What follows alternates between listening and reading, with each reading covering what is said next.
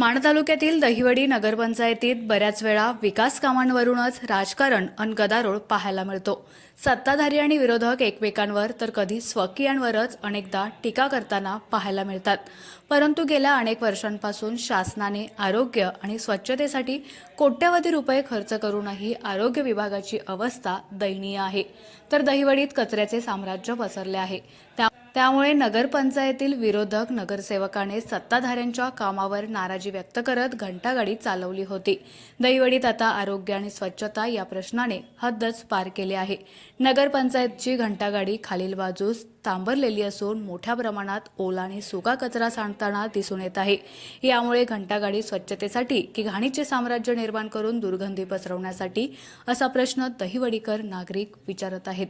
विशेषतः गेल्या काही महिन्यांपूर्वी नगरपंचायतीस माझी वसुंधराच्या वतीने 4.5 कोटींचे बक्षीस देऊन राज्यात प्रथम क्रमांकाने सन्मानित करण्यात आलं होतं। पण काम कागदावर आणि बक्षिसे नावालाच का अशी चर्चा सर्वसामान्य लोकांमध्ये रंगली आहे। या एकूण परिस्थितीमुळे नगराध्यक्ष सागर पोळ, मुख्याधिकारी संदीप घारगे, आरोग्य सभापती विशाल पोळ, आरोग्य विभाग प्रमुख विजय पाटील यांच्या कारभारावर प्रश्नचिन्ह निर्माण होतंय।